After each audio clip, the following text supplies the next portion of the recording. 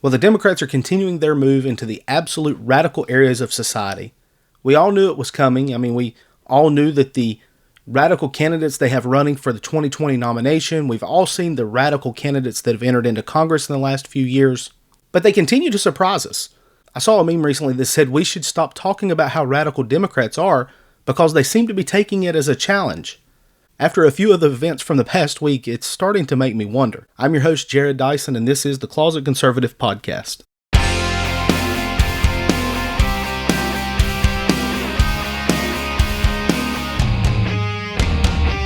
The Democrats are on a runaway train to crazy town. There's just no other way to look at it. The top two candidates for the nomination after two primary events are just both outright communists. Bernie Sanders has always been a communist. He's not hidden that fact from the public view. He's always shown that. And he's leading the race. It is really hard to imagine that the top candidate for the presidency as a Democrat is a socialist. He is probably the most radical candidate since President Franklin Delano Roosevelt. I've compared Bernie Sanders to FDR many times in the podcast and several times in writings, maybe more in the writings than in the podcast, but that's what these Democrats are. They're radical. They're really interested in big government and how the government can take over your life, including the person in second place, Pete Buttigieg. Now, you'll hear a lot of people talk about how he's soft-spoken and he does all these things, that he sounds moderate, but don't let him fool you. Pete Buttigieg is just as radical. When you read his policy and you really study how he is, he's radical. He's a socialist, and more than just a socialist, these people are outright communists. But the move to the left is evident in more than just their talk. It's actually evident in their actions. And I really want to play you a clip of an interview with Elizabeth Warren and what she said that took place. Now, Elizabeth Warren posted this interview on her Twitter page and she bragged about it. She was bragging about what had taken place. She was bragging about what had happened. But I really want you to listen to this and think about this for just a minute. When they're saying thank you or they're giving hugs and talking about what's important to them. A young woman came up by herself and she said, I'm a broke college student with a lot of student loan debt. And she said, I checked and I have $6 in the bank. So I just gave $3 to keep you in this fight. That is exactly what socialism is that they're offering here, folks. You don't have to question. That is a perfect example. Socialism will take what you have. It'll take half of what you have in the bank, even if you're poor. It will make you poor. It's going to take those things from you, promising you more free stuff that it simply cannot deliver. So this socialism that they're promising, this is a great example. This student is probably banking on the fact that Elizabeth Warren might forgive her student debt when she gets out of college and if Elizabeth Warren is president, but there's no guarantee of that either. Remember just a few weeks ago, she actually denied that father who said, I worked hard to pay off my daughter's student loan debt. He said, I really tried hard. I made sure that I saved my money. I put extra income toward it. I worked extra jobs. I believe he even talked about that. But Elizabeth Warren said, I don't care what you've done. You're not going to have that debt repaid. You're not going to receive that money paid back to you by the government.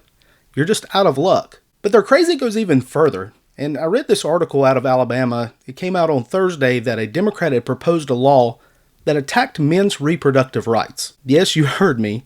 Democrats are usually battling saying that this is a society that attacks women's reproductive rights, but now they're purposefully attacking men's reproductive rights. Democrat Rolanda Harris filed a bill that would force any man to get a vasectomy at his own expense after 3 kids or at age 50. Now, I don't know about you, but it certainly sounds like this is a bunch of 3-year-olds out here legislating. It's really insane.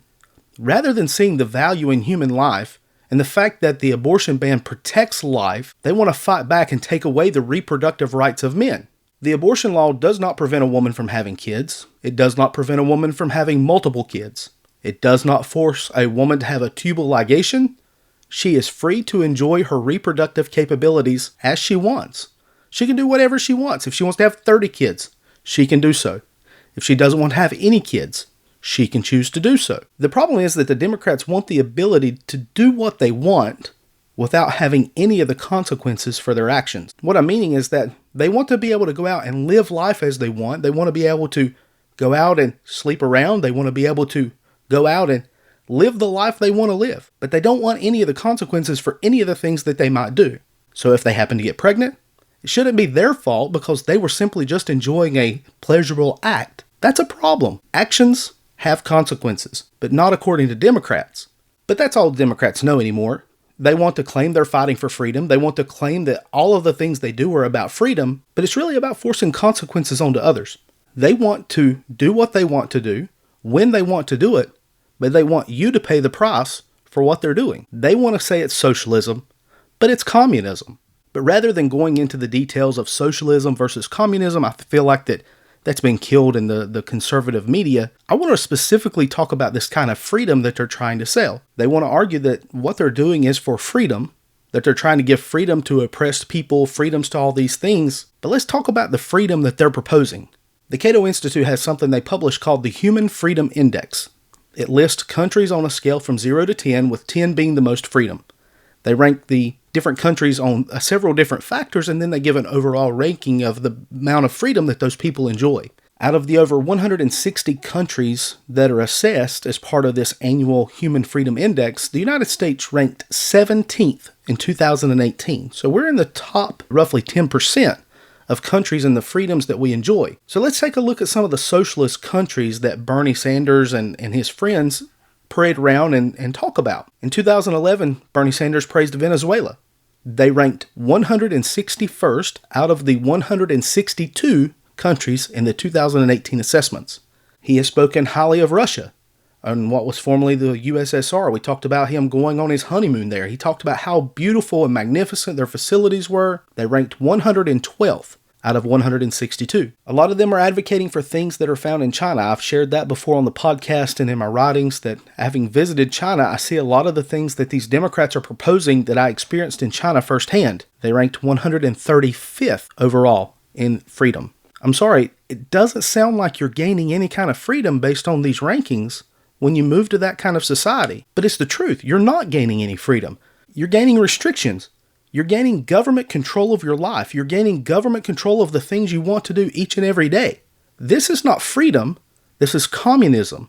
This is government control. Bernie Sanders talks he wants our economy to be like Sweden and Denmark. We currently rank 6th in economic freedom in the United States, according to this Human Freedom Index. Sweden ranks 43rd. Denmark ranks 16th.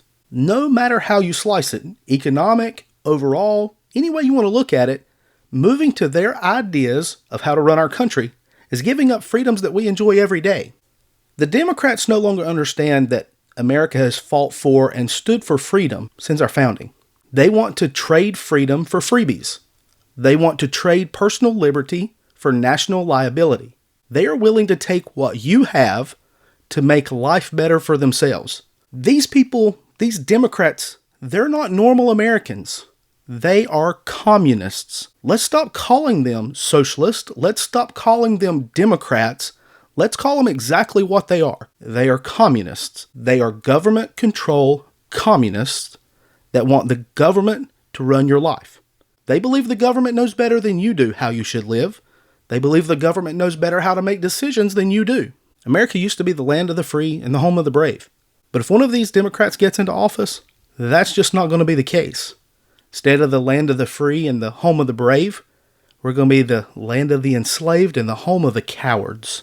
This is the Closet Conservative Podcast. All material copyright The Closet Conservative. Music courtesy of Greg Shields Music. Remember to subscribe to our podcast to receive all the latest episodes. We can also be found online at closetconservative.net or on Facebook and Twitter.